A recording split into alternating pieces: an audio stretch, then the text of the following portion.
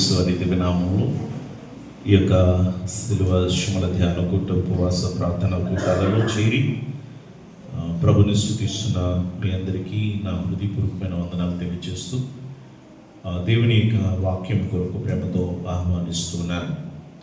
ఈరోజు వాక్య అంశము ఉపేక్ష అనేటటువంటి అంశం కొరకు కొన్ని విషయాలు మనము వాక్యంలో ధ్యానం చేద్దాం. ప్రియులారా, ఉపేక్ష ఇక్కడ యేసుక్రీస్తు ప్రభువు ఆయన తన వెంబడిస్తున్నటువంటి వారికి చెప్పే మాట ఏంటంటే, ఎవడైనాను నన్ను వెంబడింపగోరిన ఎడల తనను తాను ఉపేక్షించుకొనవలెను.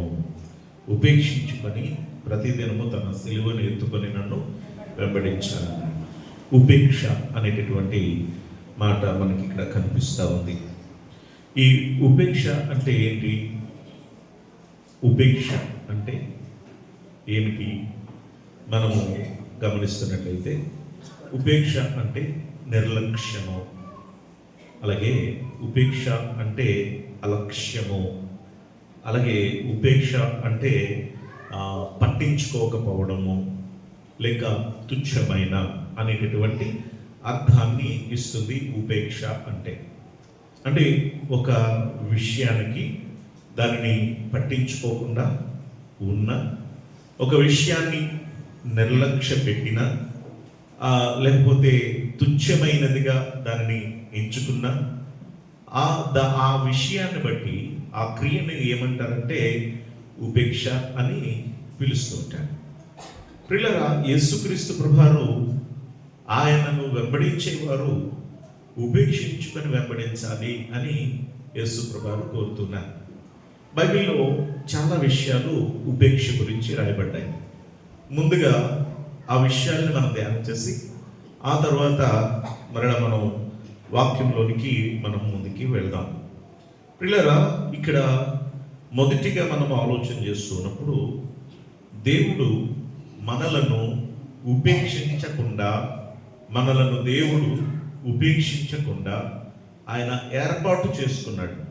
యెషయా గ్రంథము 41వ అధ్యాయము 10వ వచనాన్ని ఒకసారి చదువుకుందాం.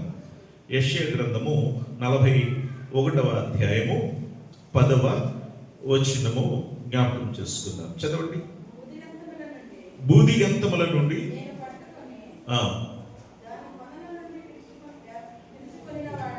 దాని కొనలలో నుండి పిలుచుకొనినవాడా, నీవు నా దాసుడవనియు నేను నిన్ను ఉపేక్షింపక ఏర్పాటు చేసుకున్నాను. చాలండి.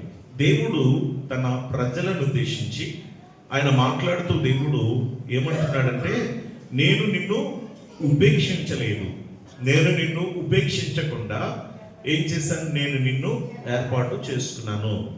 ఇశ్రాయేలు ప్రజలైనటువంటి వారిని దేవుడు ఏర్పాటు చేసుకున్నాడు.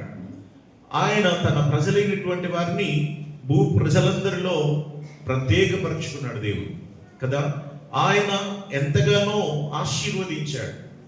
ఆయన అబ్రహాముకు చేసినటువంటి వాగ్దానాన్ని ఆయన నెరవేర్చాడు.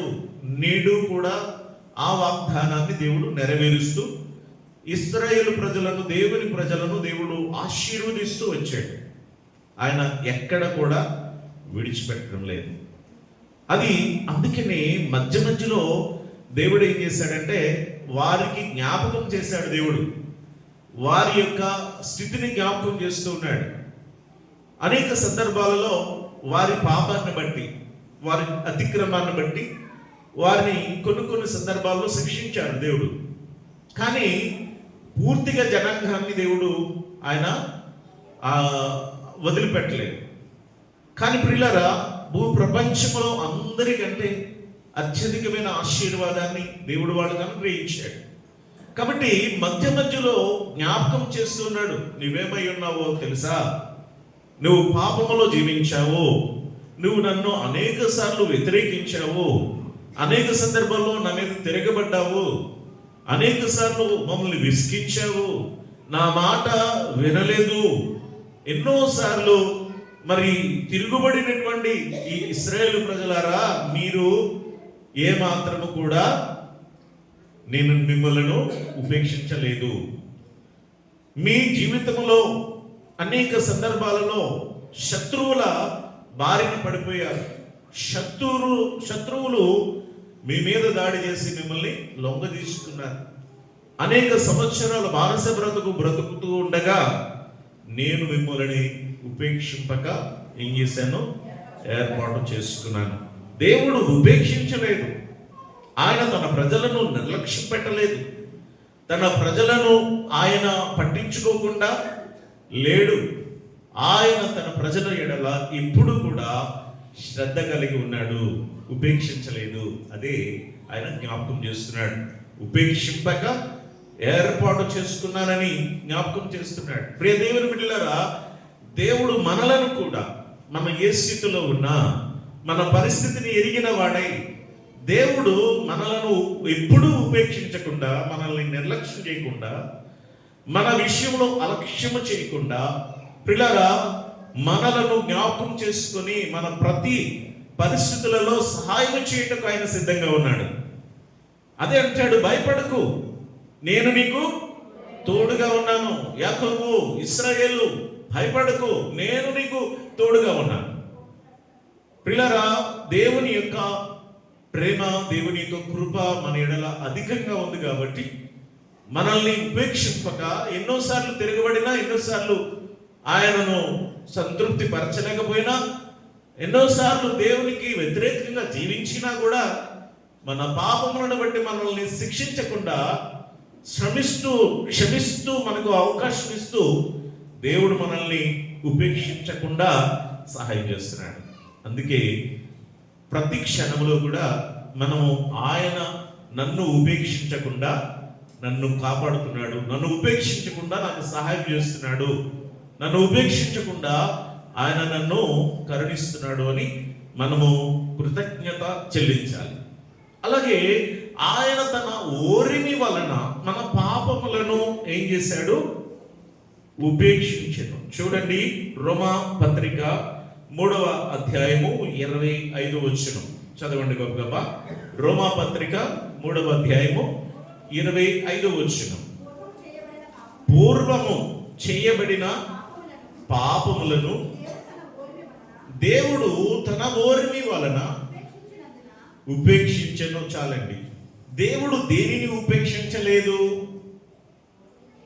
చెప్పాలి అమ్మా. దేవుడు దేనిని ఉపేక్షించలేదు? మనలను, అక్కడ పాపములను గురించి కాదు, పాపములను ఉపేక్షించాడు కదా, కానీ మనలను దేవుడు ఉపేక్షించలేదు అంటే మనల్ని నిర్లక్ష్యం చేయలేదు, పట్టించుకోకుండా వదిలిపెట్టలేదు, మన ఎడల ఆయన అలక్ష్యము చేయలేదు. కానీ దేనిని ఉపేక్షించేశాడు? మన పాపముల విషయంలో ఆయన ఏం చేశాడు? ఉపేక్షించాడు. మన పాపములను ఏ విధంగా ఉపేక్షించాడట? ఆయన ఓరిమి వలన మన పాపములను ఉపేక్షించెను. కాబట్టి నా ప్రియ సహోదరి సహోదరులారా, ఈ దినాన మనము మన దేవుని యొక్క గొప్పతనం, ప్రేమ ఎంత గొప్పదంటే, మనము ఎన్నోసార్లు కదా, 1 కాదు 2 కాదు, అనేక సందర్భాలలో పాపము చేస్తూ ఉన్నా ఆయన ఏం చేస్తున్నాడండి? క్షమిస్తూ ఉన్నాడు, మనకు ఒక అవకాశాన్ని ఇస్తూ ఉన్నాడు. మనల్ని ప్రియులరా ఉపేక్షించకుండా మనలో ఉన్నటువంటి పాపములను ఆయన ఉపేక్షిస్తూ ఉన్నాడు. ఆయన ఓరిమి వలన పాపములను ఉపేక్షిస్తూ ఉన్నాడు. కాబట్టి ఈరోజు మనము దేవుని యందు భయభక్తులు కలిగి మన పాపములను ప్రభు చెంత ఒప్పుకొని విడిచిపెట్టాలి. తప్పిపోయిన కుమారుడు అని చెప్తాం మనం. ఒక తండ్రికి 2 కుమారులు ఉంటే ఆ కుమారుడు తండ్రికి విరోధముగా ఆయన లేచి ఆస్తిని పంచిపెట్టమని ఆ ఆస్తిని తీసుకుని స్నేహితులతో కలిసి వెళ్ళి దూరదేశానికి వెళ్ళి ఆ ఆస్తి అంతా పాడు చేసుకున్నాడు. ఆ తండ్రికి ఎంత వేదన ఉంటుందో చూడండి, ఎంత బాధ ఉంటుందో తండ్రికి కదా.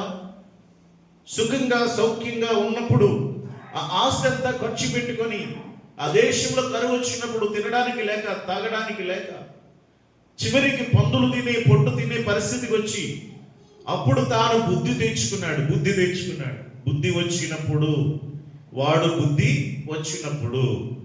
అనుకుంటున్నాడు. కుమారుని ఆలోచన వేరు, దేవుని ఆలోచన, ఆ తండ్రి యొక్క ఆలోచన వేరు. కుమారుడు ఏమనుకుంటున్నాడంటే, అయ్యో నన్ను నా తండ్రిని విడిచిపెట్టి వచ్చాను కాబట్టి ఇప్పుడు మళ్ళా నేను తండ్రి దగ్గరికి వెళ్తే చేర్చుకుంటాడో లేదో తెలియదు. కానీ ఇక్కడ నేను మాత్రం ఆకలికి నా తండ్రి దగ్గరే సమృద్ధిగా ఆహారం దొరుకుతుంది, ఇక్కడ ఎక్కడ ఎవరు ఇవ్వడంలా, కాబట్టి నేను వెళ్తాను నా తండ్రి దగ్గరికి. ఏమని అడగాలి? మళ్ళీ నీ కొడుకుని అని అనిపించుకోవడానికి నేను యోగ్యుడను కాదు, నేను మాత్రం ఒక పనోళ్ళగా నన్ను పెట్టుకో అని బ్రతుకులాడుకుంటాను వెళ్ళి అనుకున్నాడు. వెళ్ళాడు కదా. దూరం నుండి చూచిన తండ్రి ఏం చేస్తున్నాడు? అరే నా మాట విన్నావా నువ్వు? ఎంత చెప్పాను, ఎంత బతుకులాడాను, నా హృదయానికి ఎంత దుఃఖం కలిగించావు, నా మనసుకి ఎంత గాయాన్ని పెట్టావు, వద్దు వద్దు వద్దు వద్దు అని చెప్పినా కూడా నువ్వు విన్నావా? అసలు ఇప్పుడు ఏమైంది? నీ బాధ నువ్వు పడు, నీ చావు నువ్వు చావు, అసలు ఇక్కడ నాకు ఉండడానికి లేదు, నాకు ఎంత అవమానం తెచ్చాను నాతో ఉండడానికి, అసలు నా దగ్గర నాకున్న గౌరవం ఏంటి, నాకున్న మర్యాద ఏంటి, నువ్వు ఇక్కడ నా దగ్గర ఉంటావా, ఎంత అవమానం తెచ్చాను, నీలాంటి వాడు నాకున్నా, నాకు చచ్చిపోయాడు, ఎప్పుడో చచ్చిపోయాడు అనుకుంటాను అని మనమైతే అంటాం కదా. ఆ తండ్రి అలా అనలేదట. దూరం నుండి చూచి తన కుమారుడి దగ్గరికి వెళ్ళి పరిగెత్తుకుని మెడ మీద పడి ముద్దు పెట్టుకొని ఏం చేశాడు అంటే, తండ్రి అప్పటి వరకు తాను చేసిన, కుమారుడు చేసిన పాపాలను ఏం చేసినట్టు క్షమించాడా లేదా? జ్ఞాపకం చేసుకున్నాడు అసలు? అరే అసలు ఆ విషయాలే జ్ఞాపకం చేసుకోలే, వాటిని ఎత్తి చూపించలా. నువ్వు ఇది చేసావు కదరా అని ఏమాత్రం కూడా అనలా.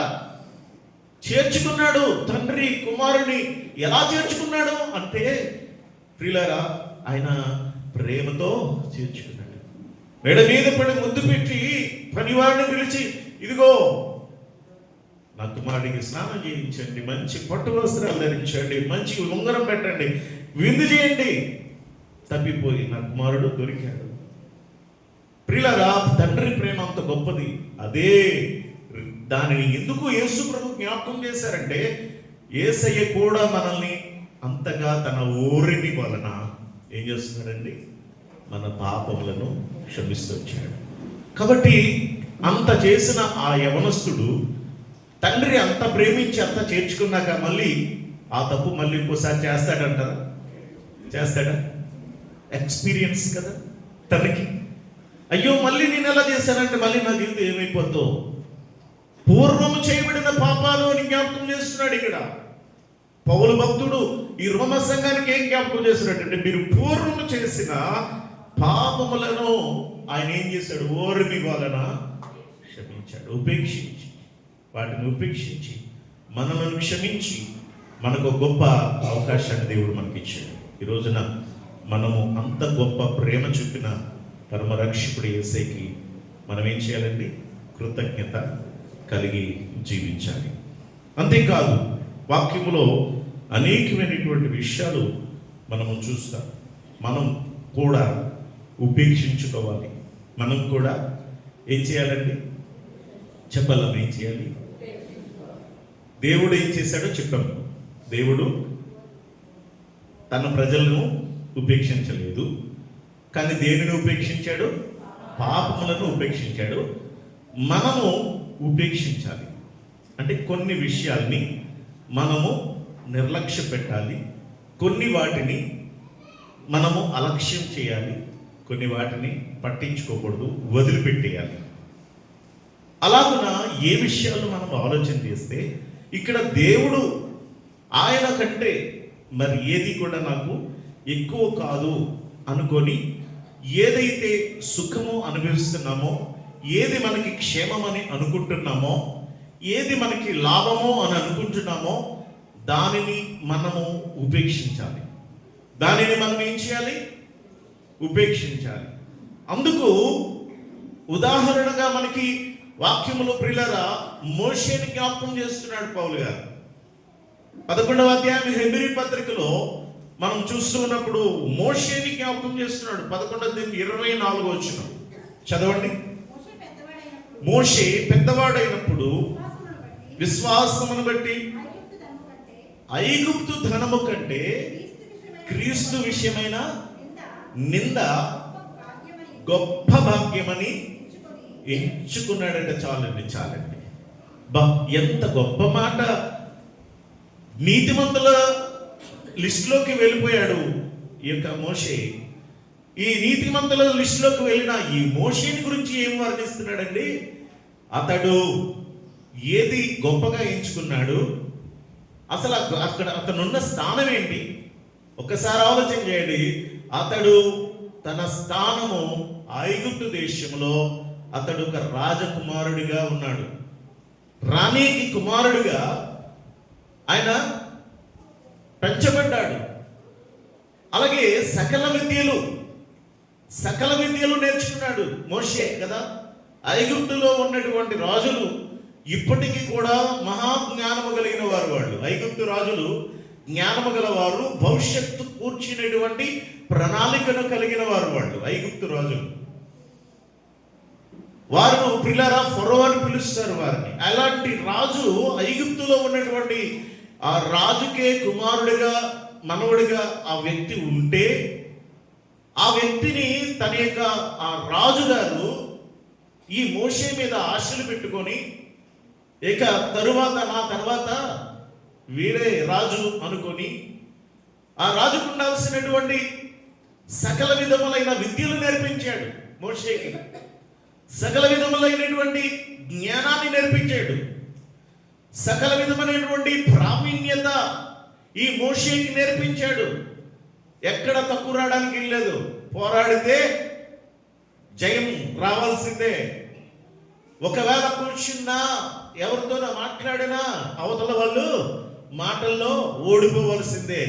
తన రాజ్యం కోసం, తన యొక్క దేశం కోసం ప్రియులారా ఆ మోషే ఒక గొప్పవాడిగా ఉండాలని సకల విద్యా ప్రావీణ్యతలలో అతన్ని పెంచారు. ఇప్పుడు అతనికి గొప్పగా ఉండాలని కోరుకుంటది కదా, ఉన్నతమైన స్థితిలో ఉండాలని కోరుకుంటది కదా. కానీ అతడు అది కోరుకోలేదట. తన తల్లి పాలిస్తూ తన దేశం గురించి, తన ప్రజల గురించి, తన దేవుని గురించి బోధించినప్పుడు అతనిలో అది పోలా. చిన్నప్పటి నుంచి అలాగే పెరుగుతున్నాడు కానీ ఉన్నత శిఖరాలలో ఎదుగుతున్నాడు, ఉన్నత కోటలో పెరుగుతున్నాడు, శ్రేష్టమైన ఆహారాల్ని భుజిస్తున్నాడు. కానీ ప్రియులారా అతని ఆలోచన అంతా ఎవరి మీద ఉందండి? తన దేవుని మీద, తన ప్రజల మీద అతని ఆలోచన అంతా అక్కడే ఉంది. సమయం దొరికింది. సమయము దొరకగానే తానేంటో చూపించేశాడు. ఇక్కడ అందుకనే వర్ణిస్తున్న మాట ఏంటంటే, ఐగుప్తు యొక్క ధనము కంటే క్రీస్తు నిమిత్తమైనటువంటి నింద గొప్ప భాగ్యం అని ఎంచుకున్నాడట. అంటే భవిష్యత్ గురించినటువంటి ఆయన గురించి, క్రీస్తు ప్రభు గురించి అతడు విశ్వాసంతో చూచినట్టుగా మనకి పౌలు భక్తుడు వివరిస్తున్నాడు. అంటే ప్రియులారా ఈ యొక్క మోషేకి ఏది గొప్పగా ఎంచుకున్నాడు అనేది మనం ఇక్కడ ప్రాముఖ్యంగా చూస్తున్నాం. యేసయ్యే, దేవుడే, నా దేవుని ప్రజలే, ఆయన కంటే మరి ఏది ఎక్కువ కాదు. ఈ యొక్క జ్ఞానము, ఈ ఆస్తులు, ఈ రాజరికాలు, ఈ కిరీటాలు, ఈ భాగ్యాలు, ఇవన్నీ కూడా, సౌఖ్యాలన్నీ కూడా ఇవి శాశ్వతం కాదు. నాకు శాశ్వతమైనది నన్ను సృష్టించిన నా సృష్టికర్త, నా ప్రజలు. అది ఎంచుకున్నాడు. అవసరమైతే నిందలు పడడానికైనా, అవసరమైతే కష్టాలు అనుభవించడానికైనా సిద్ధపడ్డాడు. అలాగే కష్టాలు పడ్డాడు. దేవుడిచ్చిన బాధ్యత నెరవేర్చడానికి తన ప్రజల కోసం ప్రియులారా ఎన్నో చచ్చిపోయే వరకు కూడా తన ప్రజలను విడిచిపెట్టలేదు కదా. తన ప్రజల కొరకు అలాగే బాధపడ్డాడు. అందుకని అంటాడు కదా, మోషే నా ఇల్లంతటిలో నమ్మకమైన వాడు.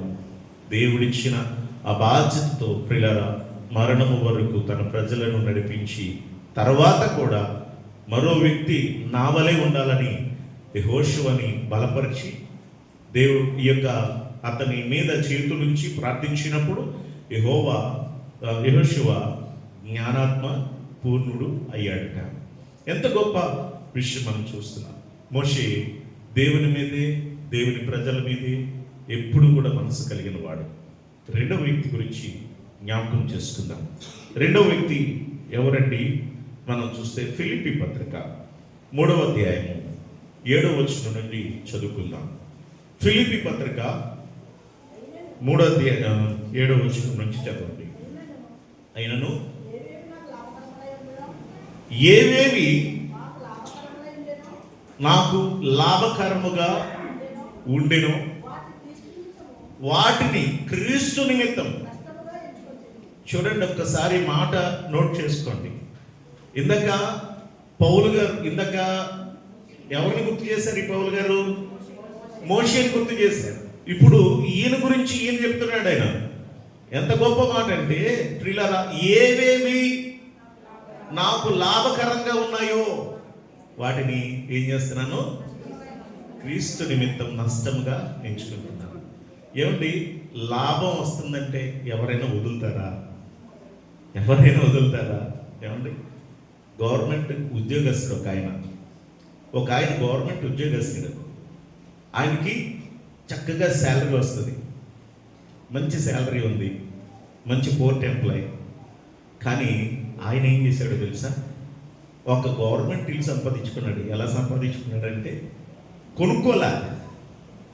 కొనుక్కుంటే వచ్చింది కాదు, అది వాళ్ళ మిస్సెస్ పేరు మీద వచ్చిందంట. గవర్నమెంట్ హౌస్, టిట్కో ఇల్లు వచ్చిందంట. ఆయన నాకు చెప్పడం, పాస్టర్ గారండి నాకు ఇల్లు వచ్చింది తెలుసా, మా మిస్సెస్ పేరు మీద. ఎలా ఇచ్చారండి మీకు? గవర్నమెంట్ ఎంప్లాయ్ కదా మీరంటే. అదంతేనండి అన్నాడు. అదంతేనండి. కొనుక్కున్నారా అని? లేదండి, డైరెక్ట్గా పేరు మీద వచ్చిందండి. మరి ఏం చేశాడో ఈ మహానుభావుడు తెలియదు. కానీ ఆయన ఒక గొప్ప పెద్ద, మంచి జ్ఞానవంతుడు, వాక్యాన్ని బోధిస్తాడు, అన్నీ ఉన్నాయి. కానీ ఆ వ్యక్తి చూడండి, లాభము ఎక్కడ వస్తుందా, ఎక్కడ కలిసి వస్తుందా అని వెతుక్కుంటూ సంపాదనలో పడి, ప్రియులారా, లాభాల కోసం ఎదురు చూస్తున్నటువంటి రోజుల్లో ఆనాడు పౌలు నేడు మనందరికీ నేర్పిస్తున్నది ఏంటో తెలుసా? ఏవి లాభకరముగా ఉన్నాయో వాటిని క్రీస్తు నిమిత్తం నష్టగించుకున్నాడు. అసలు ఈ వ్యక్తి, ప్రియులారా, పౌలు అనేటటువంటి ఈ వ్యక్తి ఒక ఉన్నతమైన స్థానాన్ని కలిగినటువంటి వాడు. ప్రియులారా, ఒక రోమా సామ్రాజ్యములో ఒక గౌరవ ప్రతిష్టతలు కలిగినటువంటి వాడు ఈ పౌలు అనేటటువంటి వ్యక్తి. అతను అధికారాన్ని పొందుకొని తన మతము, ప్రియులారా, మరొక మతం ఉండకూడదని కక్షగట్టి రాళ్లతో కొడి చంపించినటువంటి భయంకరమైన వ్యక్తి. ఇప్పుడు అతనికి అందరూ కూడా యూదులలో ప్రధాన యాజకులు కానీ, అటు రోమా రాజ్యము నుండి ప్రధానులు, అటు అధికారులు కానీ ఇతనికి లంచాలు ఇచ్చి ఉండొచ్చు కదండి. లంచాలిచ్చి ఇతన్ని మరలా తిరిగి తన వైపుకు మరలా వాళ్ళ వైపుకు లాక్కోవాలని చూసుండొచ్చు. కానీ అతడు అది చూడలా, వెనక దాచుకోవాలని చూడలా. కొంత బ్యాంక్ బ్యాలెన్స్ లాగా వేసుకుని దాచుకుని సరి చేసుకుందాం అనుకుని, నా ఫ్యామిలీకి, నాకే ఎవరికన్నా దేనికన్నా ఉపయోగపడుతుందని ఏమి ఆలోచించలా. తన దృష్టి అంతా ఒకటే, నా దేవుని కోసం ఆయన సేవ చేయాలి, అనేక ఆత్మలు రక్షించాలి. అందుకు ఏవి లాభకరముగా ఉన్నాయో వాటిని ఎలా ఎంచుకుంటున్నాడట? నష్టముగా. ప్రియ సహోదరి సహోదరులరా, మనకి దేవుని కంటే మనకి మరొకటి ఏది కూడా ఎక్కువగా మనం ఎంచుకోకూడదు. ఆయనే మన ప్రధానం, ఆయనే మనకి ముఖ్యం, ఆయనే సర్వం అని మనం ఆయన అవసరమైతే ఆయన నుండి మనల్ని దూరం చేసేటటువంటి పరిస్థితి, అది ఎలాంటి లాభకరమైనదైనా, అది ఆస్తులైనా, అది ఉద్యోగమైనా, అది కావలసిన కుటుంబమైనా, బంధుబలగమైనా, మరి ఏదైనా మనము దానిని ఉపేక్షించాలి. ఏం చేయాలి? ఉపేక్షించాలి. అంటే మనం వాటిని నిర్లక్ష్య పెట్టాలి, వాటిని ప్రియుల అలక్ష్యం చేయాలి, వాటిని పట్టించుకోకూడదు. నా దేవుని కంటే ఎక్కువ కాదు. పౌలు భక్తుడు సమస్తాన్ని నష్టముగా ఎంచుకున్నాడట. ప్రియ దేవుని బిడ్డలారా, ఇంకా చదువుదాం. ఆ కింద భాగంలో మనం చదువుతున్నట్లయితే చాలా విషయాలు రాస్తాడు. మనం చదవండి దయచేసి. ప్రభు అయిన యేసుక్రీస్తుని గురించిన అతి శ్రేష్టమైన జ్ఞానము నిమిత్తమై సమస్తమును నష్టముగా ఎంచుకుంది. శ్రేష్టమైన జ్ఞానము నిమిత్తం ఆయన కోసం, ఆయన సేవ కోసం ఏది కూడా ఆయన ఏం చేస్తున్నాడంటే పౌలు భక్తుడు నష్టముగానే పెంటతో సమానంగా చూస్తున్నాడు అంటాడు. 11వ వచనం వరకు చదివితే అతడు ఏది దేవుని కంటే మరి ఏది కూడా ఎక్కువగా ఎంచుకోవడం లేదు. అందుకని పేతురు గారు కూడా ఒక మాట చెప్తాడు. మొదటి పత్రిక పేతురు 4వ అధ్యాయం 14వ వచనం నుండి ఒక మాట చదువుకుందాం. పేతురు పత్రిక 4వ అధ్యాయము 14 నుంచి 16. అమ్మా, క్రీస్తు నామము నిమిత్తము నిందల పాలైన ఎడల మహిమా స్వరూపి అయిన ఆత్మ, అనగా దేవుని యొక్క ఆత్మ, మీరు ధన్యులు. చూడండి, జాగ్రత్తగా వినండి. మీలో ఎవడునో నరహంతకుడుగా గాని, దొంగగా గాని, దుర్మార్గుడుగా గాని, పరుల జోలికి పోవువాడుగా గాని బాధ అనుభవింప తగదు. అది చాలు. తర్వాత మనము ఇంకా ముందుకెళ్దాం. ఇక్కడ ఒక విషయాన్ని అంటాడు. ఏంటంటే 14వ వచనంలో క్రీస్తు నామము నిమిత్తం. ఎవరి కోసం? అమ్మా, ఎవరి కోసం? మీరందరూ మీ నోటితో చెప్పాలి. మరి క్రీస్తు నామము నిమిత్తం మోషే ఏం చేశాడు?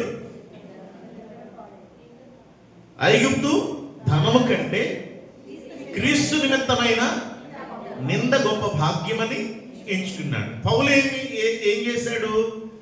పౌలు గారు ఏం చేశాడు? ఏవి లాభకరమైనవో వాటిని క్రీస్తు నిమిత్తం నష్టముగా ఎంచుకున్నాడు.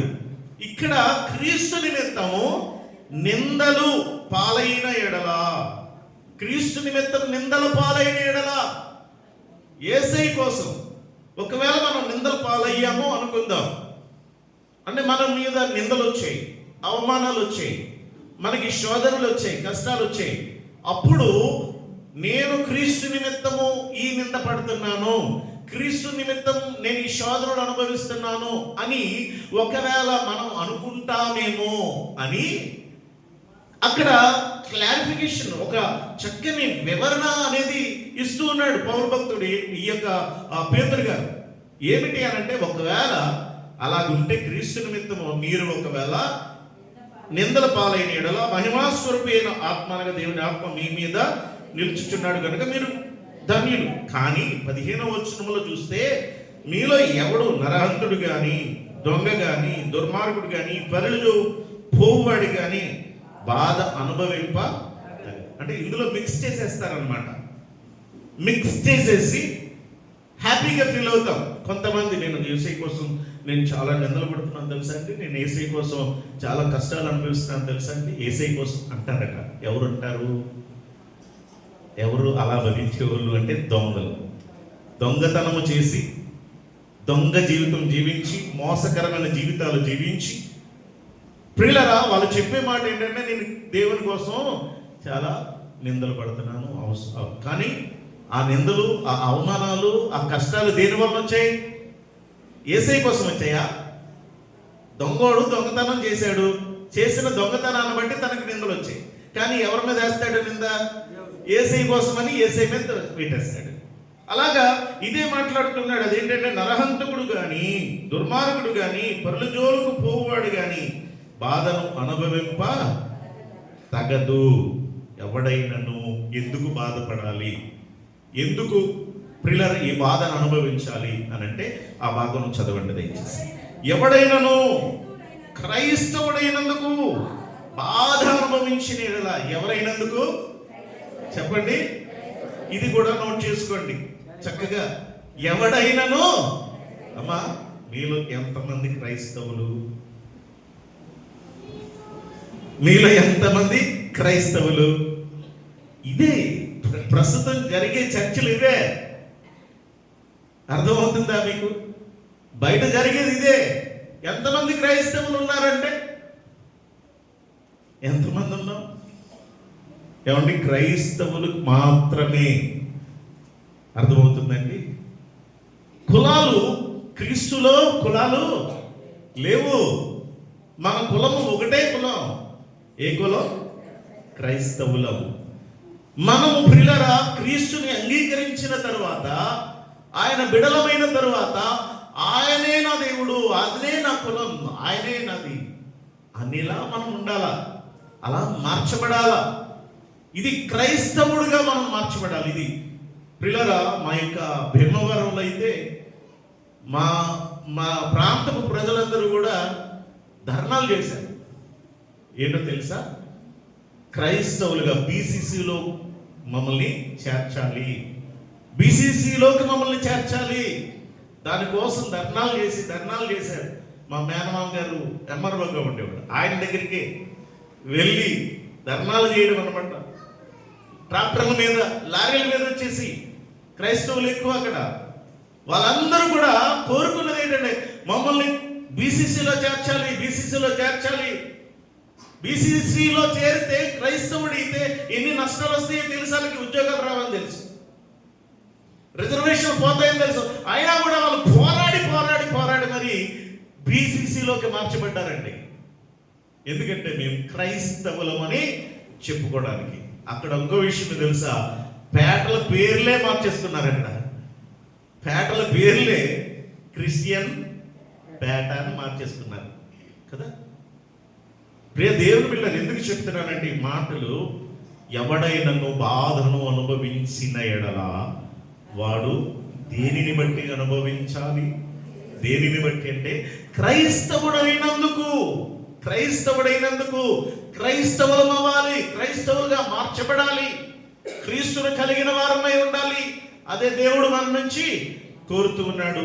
అందుకని ఇక్కడ అంటాడు, ప్రియులారా క్రైస్తవునందుకు బాధ అనుభవించిన అతడు సిగ్గుపడక ఆ పేరును బట్టి దేవుని మహిమపరచవలెను. కాబట్టి మనం ఎలా ఉన్నాం? మన ఆత్మీయత ఎలా ఉంది? మన విశ్వాసం ఎలా ఉంది? మన భక్తి మార్గం ఎలా ఉంది? లోకానుసారంగా మనం ఉంటే ప్రియులారా మనము దేవుని యొక్క ఆశీర్వాదాన్ని పొందలేము, రక్షణ మనము పొందలేము. కాబట్టి వినినటువంటి వాక్యాన్ని జ్ఞాపకం చేసుకుందాం. దేనిని మనము తండ్రి కంటే ఎక్కువగా మనం ప్రేమ, ఎందుకంటే ఆయన ఆఖరిగా మనం చెప్పుకుంటే ఆయన సమస్తాన్ని ఉపేక్షించి ఏమండి ఈ లోకానికి వచ్చాడు, సమస్తాన్ని ఉపేక్షించుకున్నాడు. అందుకే అంటాడు కదా, ఆయన దేవదూతలతో కూడా ఉండట విడిచిపెట్టకూడని భాగ్యమని ఎంచుకొనగా మన కొరకు దీనుడై, ఆయన మన కొరకు ఆయన దరిద్రుడై ఈ భూమి మీద పుట్టాడు. ఆయన సమస్తాన్ని ఉపేక్షించుకున్నాడు, ఆయన సమస్తాన్ని వదిలిపెట్టుకున్నాడు, సమస్తాన్ని నిర్లక్ష్య పెట్టేశాడు.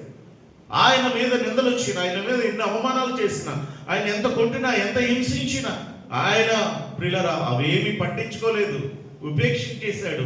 ఎందుకంటే ఆయన ముందున్నది ఏంటో తెలుసా? నా ప్రజలను రక్షించాలి, వారి పాపం నుంచి వారిని విమోచించాలి, వారి కొరకు నేను చనిపోవాలి.